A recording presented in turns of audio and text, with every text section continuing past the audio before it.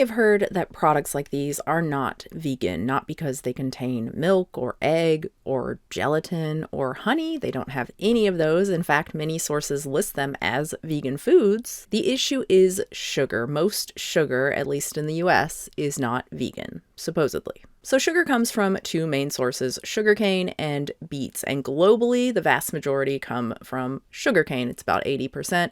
But here in the US, it's closer to 50-50, with actually most sugar coming from beets, not sugarcane, which is good since beet sugar is vegan. Now, cane sugar, unfortunately, here in the US, is often processed with bone char. Bone char is what it sounds like. It is charred animal bones, usually from cows or pigs. This would be a waste product of factory farming, of the animal agriculture industry. Instead, it is purchased by sugar producers, burned at super high temperatures, and then used essentially as a carbon filter to whiten the sugar. This is why refined and unrefined cane sugar look so different. The refined has been decolorized.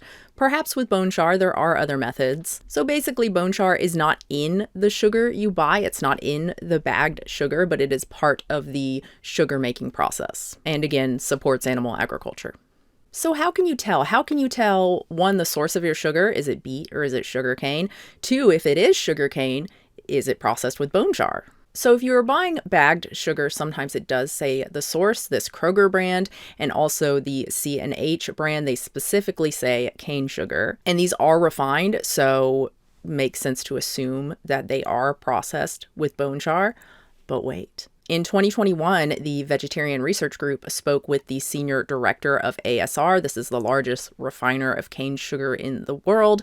Their brands include C&H, Domino, a bunch of others. They use 3 different methods to process their refined sugar, including bone char. The senior director they spoke to, Michael Burchell, he estimated that most of ASR sugar is not processed with bone char. And you can tell if your sugar is by looking at the lot number. If the number starts with 1, 4, or 6, it is bone char free. And the reason they can tell you that is because of the facilities. They have various facilities, and some of them use bone char, some of them do not. And the Kroger one, well, I contacted them and no, they do not use bone char. And fantastic customer service. Thank you so much, Michelle, who answered the phone for me. Actually, I started with their AI chatbot who asked me if this had something to do with a holiday dinner.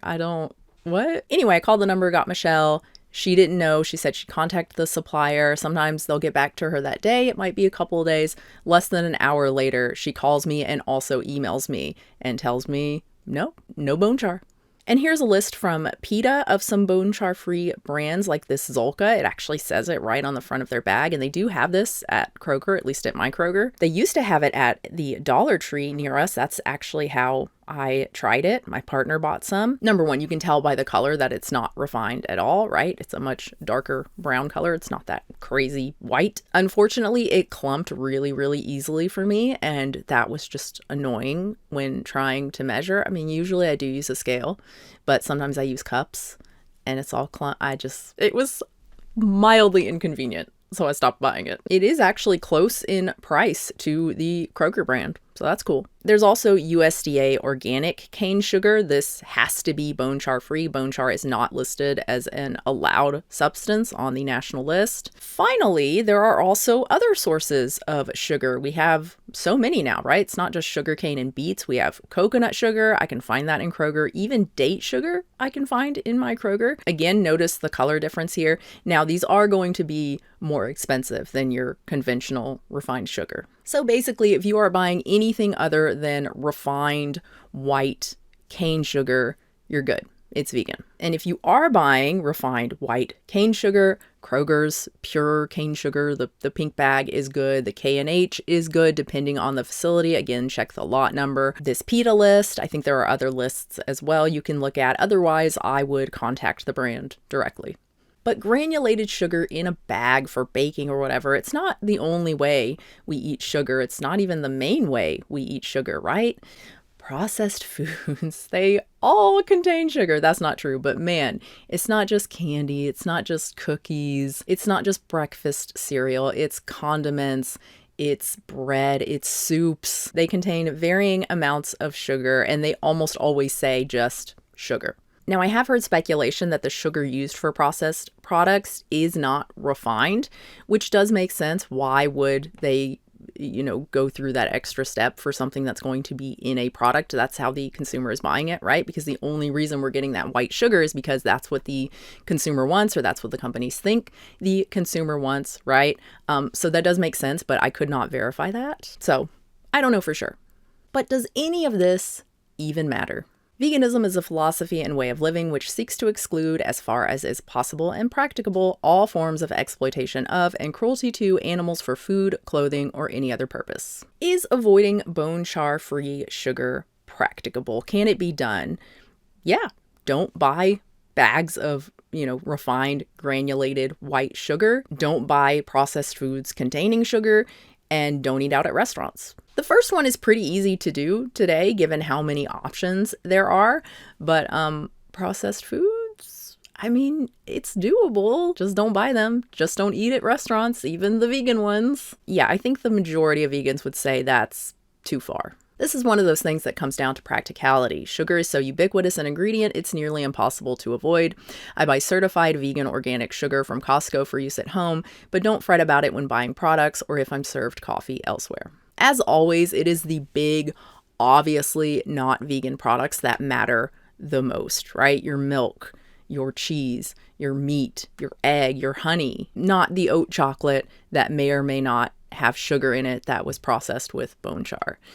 Don't sweat the small stuff. As for myself, I will buy the bone char free sugar. No problem. That's totally easy to do. And it's even the more costly option, right? It's just the Kroger store brand. But I'm not giving up all the wonderful processed vegan foods, no. And I do worry that cutting them out removes the, message or incentive to food companies to make more plant-based stuff. Not the accidentally vegan stuff like Lay's and Skittles and stuff like that, but the Reese's plant-based cups. Kind of like buying a meat-free burger from McDonald's, right? It's good to tell them, yeah, there's a market for this. Although, pretty convenient for me to say after just admitting I don't want to give up these foods. So yeah, I eat at restaurants. I buy processed vegan stuff that may have sugar processed with bone char, but the bags of sugar I buy are bone char free. That's my stance. It's basically the same as my old position, right? My old position being, I don't remember the last time I talked about this. I think it's been years, but it was, again, don't sweat the small stuff. It just doesn't matter that much. It's the big non-vegan things, the obvious non-vegan things that matter most. And I did not check like where my granulated bagged sugar came from. I didn't want to buy organic just because I'm not fully in support of organic. I would rather just buy conventional if I can. So I just bought whatever sugar was on sale, usually the Kroger brand. But today I am making an effort to buy the bone char free bagged sugar, which means doing what I've been doing and just buying the Kroger. So that's nice. And it seems the industry is going that way. The senior director from ASR said that they're basically everyone used bone char in the 90s, and now more and more people are not. They're using charcoal, and I forgot what the other method is. And other countries, of course, I think most countries, they do not use bone char to process their sugar. So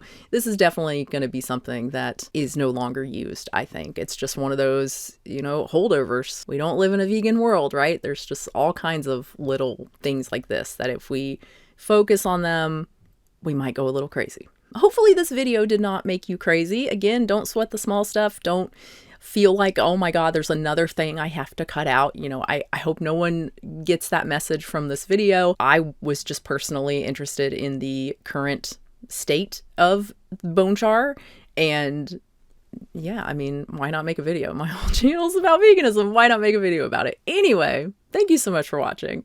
Can you tell I'm feeling like, man, maybe this was not a good video? Just reading it all out, it's feeling very, not nitpicky, but just like, why are we drilling down into this when it really doesn't matter? Anyway, I would love to know your thoughts, what you think about sugar.